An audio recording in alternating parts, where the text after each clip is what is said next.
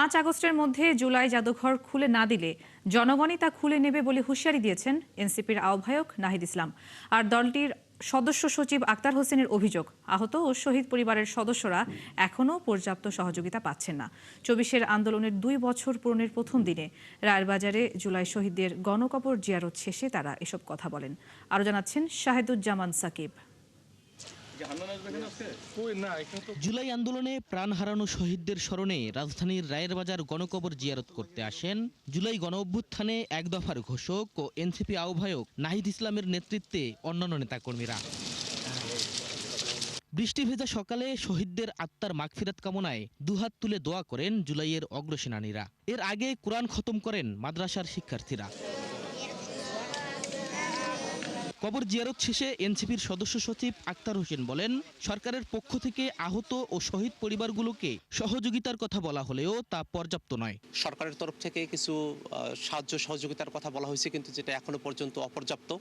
এই কারণে আমরা বর্তমান সরকারের কাছেও আহ্বান জানাবো, জুলাই অভ্যুত্থানে যারা শহীদ হয়েছেন এবং যারা আহত হয়েছেন, বিশেষত যারা এখন পঙ্গু অবস্থায় আছেন এবং চিকিৎসাধীন অবস্থায় আছেন, তাদের চিকিৎসার পরিপূর্ণ ব্যবস্থা করা। এনসিপির আহ্বায়ক নাহিদ ইসলাম বলেন, জুলাই সনদ বাস্তবায়ন সহ জুলাইয়ের আকাঙ্ক্ষা পূরণের মাধ্যমে সরকারকে প্রমাণ করতে হবে তারা জুলাইয়ের সাথে আছে। ভোগান্তি ভুলে চলে আসুন রিগালে, ওয়ারেন্টি সহ স্টাইলিশ কালেকশন নিয়ে রেডি রিগাল ফার্নিচার। গণঅভ্যুত্থান যে উদযাপন, সেটা বার্ষিকী পালনের আমাদের অন্যতম মোটো হচ্ছে গণহত্যার বিচার এবং সংস্কার বাস্তবায়ন। আমরা সরকারের প্রতি আহ্বান জানাচ্ছি, শুধু নাম কস্তে জুলাই গণ অভ্যুত্থান পালন করলে হবে না। জুলাই গণ অভ্যুত্থানের যে আকাঙ্ক্ষা, সংস্কার বাস্তবায়ন, গণভোটের রায় বাস্তবায়ন করে সরকারকে প্রমাণ করতে হবে সরকার জুলাই গণ অভ্যুত্থানের পক্ষে আছে, জুলাই গণ অভ্যুত্থানের সাথে আছে।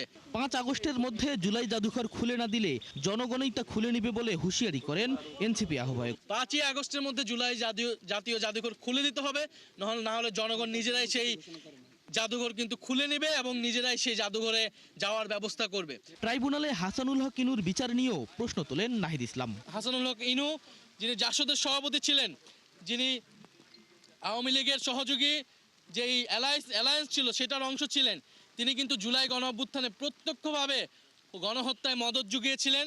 গণহত্যার যে সিদ্ধান্ত ছিল, শেখ হাসিনা যিনি প্রধান সিদ্ধান্তকারী ছিলেন, তাকে সর্বাত্মকভাবে সহযোগিতা করেছেন। ফলে আমরা মনে করি তাকে যে 10 বছর করে 3টি মামলা সাজা দিয়েছে, এটা এনাফ না, এটা যথেষ্ট নয়।